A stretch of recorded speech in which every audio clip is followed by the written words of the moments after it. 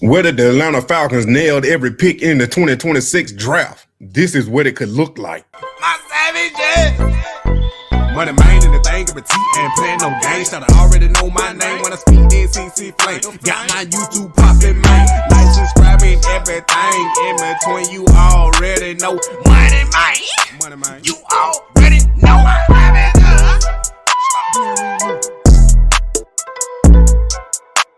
Welcome back, my savages. Hit that like button, subscribe, and share, and tell your friends about the Dirty Birds Savages, man. I'm telling you, the day is finally coming, the day before the NFL draft, to see if the Atlanta Falcons trade back up in the first round, and also to see what they do in the second round if they stay with their very first pick, man. We finally gonna see the thoughts and the mindset of Ian Cunningham after what he done did in free agency, signing all these free agents, creating depth pieces with these one-year contracts, man. I'm excited to see what the Falcons gonna do in this draft. Put W7 down there in the comments if you're with me. And don't forget, we still giving away the Bijan Robinson jersey after the draft Sunday night. To be determined right now, but for right now, it's going to be Sunday night. So you want to tune in, and if you ain't in it, put W7 giveaway down there in the comments to get a chance to win that brand new Bijan Robinson jersey. Now, what could this Atlanta Falcons 2026 draft class look like? Well, y'all know Moneymane did a mock draft, his final mock draft, because I had showed y'all and told y'all about trading Kyle Pitts before everybody else started saying it. And then also, some of y'all ain't gonna like it, but I said trade Drake in London so you ain't gotta pay him all that money. I just don't think the dude's still worth that $130 million, but that's a whole different video, man. But we're gonna get into the picks, and then I'm gonna go over each individual ones and a trade that I made. Boom, here it is right here, man. As y'all can see, I traded back up into the first round. Overall draft grade right here is a A-, man. I traded Kyle Pitts. Yeah, I traded Kyle Pitts, man. It's looking more and more likely that the Falcons and Ian Cunningham might trade Kyle Pitts, because what he said on their conference when he was saying they open to calls on everybody. So I'm projecting and predicting maybe Kyle Pitts is up out the door because they can't pay Bijan Robinson, Kyle Pitts, and Drake London. Just in my opinion, I wouldn't want to pay all them top dollar, but who really knows, man? But in this mock draft, I did a trade with the Kansas City Chiefs, as y'all can see right here, man. I got the 29th overall pick in the first round. I got the 109 pick, a fourth rounder, and a fifth rounder at 148 just for Kyle Pitts. Now, that might seem like a haul, and maybe it is, and maybe it's too much, but with the value they had at Kyle Pitts, just doing the first rounder and the fourth rounder was undervalued, so I had to add the fifth rounder. But we gonna see what happens on day one if the Falcons trade back up in the first round. But saying if the Falcons do trade back up in the first round, and based on the board, the players that were still left on the board, man, we had the opportunity to fix that defensive line straight at pick number 29, Kaden McDonald from Ohio State. Now, we on PFF right here, man. You got to take this with a grain of salt, but you see one of the biggest needs the Falcons got to fill is that defensive line, defensive tackle position, and you see his run defensive grade is a 91, and the run stop rate is 13.8%, and I'm telling you, it is looking like the Falcons have found their defensive tackle, man. Last year, he was in the A gap 175 snaps, the B gap 249 snaps, and over the tackle 20 snaps, and outside the tackle 1 snap, off the ball 3 snaps. Now, I don't know how too much he's going to be off the ball in this Falcon defense, but 6'3", 326 pounds, right there, 21 years old. McDonald posted a career best 86 PFF grade in 2025, fueled by elite run defense, where his 91.2 grade ranked first among qualifying FBS interior defenders. He backed that up with top-tier stability, landed in the 99th percentile in run stop rate and 95th percentile in run defensive grade. The pass rush profile remains limited, though, with a 63.1 grade and sub 15 percentile marks in both overall and true pass rush situations. Now I'm telling y'all right now, man, we got a steal with Kaden McDonald right there, man. The Falcons ain't too much worried about his pass rush ability because we need to stop the run, and that's why we traded Kyle Pitts to get that 29th pick to draft Kaden McDonald. Now we're moving to that second round pick because, yeah, we still was able to keep our second round pick at pick number 48, and we filled another position of need. Chris Brazzell, the second wide receiver from Tennessee. Now, I ain't too high on Chris Brazzell, but the way the board fell, we got him with that 48 pick, man. He got a receiving grade of 80.6 yards per route run, 2.5, drop rate 3.2%, contested catch rate at 41.2%, and a grade versus man coverage at 68.5. He had 61 receptions for 1,006 yards last year and 9 touchdowns with a 79.4 overall grade. 6'5", 200 pounds. Brazzell is a boom or bust vertical receiver capable of posting 100 yards 1 week and 20 the next. His route tree is limited, but what he does when it downfield, he does very well. In a vertical offense, he projects as a high upside outside receiver who will likely begin his career as a receiver 3. If a team bets on his skill set and he hits, he has potential to become an impact player. Now, the reason I ain't too high on Chris Brazzell is because of the Kevin Stefanski offense. Not saying he a bad player or the Falcons don't need to draft him in the second round or they need to draft him at all. It's just this Kevin Stefanski offense doesn't fit his skill set at this moment. Now, with the signings the Falcons did, I'm expect him to step in and start developing. I don't know if he's gonna be a day 1 receiver 2. That's why we end up signing Dotson. I think he might be the receiver 2 for now, but Chris can come in, develop, and then maybe next year he can step into that role. Now, moving down the list, with the 79th overall pick, we get Eli Stowers, Tennessee. We get Eli Stowers, tight end out of Vanderbilt, man. I think we got a steal right here with this 79th overall pick. Moneymane, why you say you got a steal? This dude was one of the best tight ends in college football last year. As y'all can see, receiving grade at an 85.3 yards per route run, 2.5, drop rate 6.1%, contested catch rate 41.2%, run blocking grade 51.2.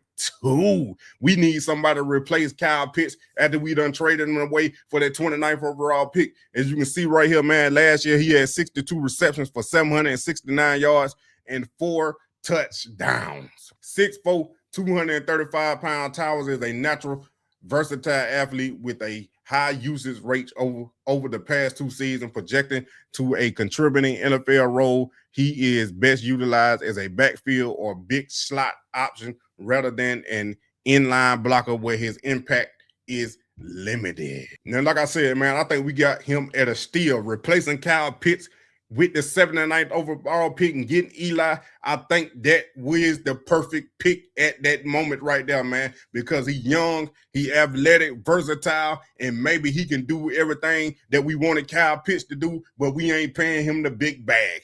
That's why I say I think we got him at a steal.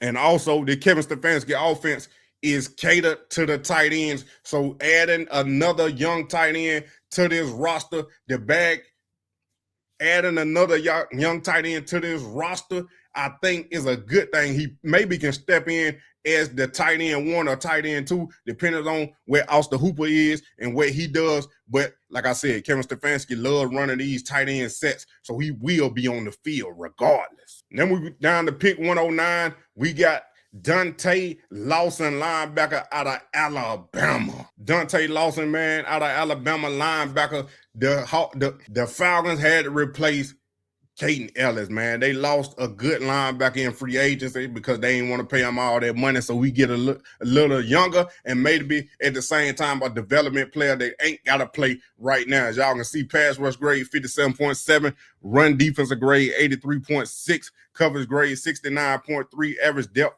of run tackle 2.9, missed tackle rate 16.3. You got to work on that a little bit. But he had a 77.6 overall grade last year. He played 702 defensive snaps. He had 65 tackles, 22 assisted tackles, and 17 missed tackles. 6'2", 228 pounds. Lawson is undersized but experienced and quick he projects as a rotational linebacker with some starting potential. Like I said, man, the Falcons got to replace K. Ellis. I know they signed some vets in free agency. That's why I say he could be a good rotational linebacker coming in his rookie year and develop into something real serious. Next up at pick 122, we got Isaiah World, offensive tackle out of Oregon. Not a sexy pick, but the Falcons need a tackle after Caleb retired. But Isaiah World right here, man, he got a run blocking grade of 66.5, pass block grade of 62.8, zone grade 55.5, gap grade 72.5, and then a true pass set pass block grade of 58. He had an overall grade last year of 65.4, man. He played 844 offensive snaps, and a lot of those snaps was at left tackle. 6'8", 318 pounds. Where is physically gifted but remains too raw technically to start in his current form. He is a high ceiling day 3 developmental project best suited for a power-based run scheme.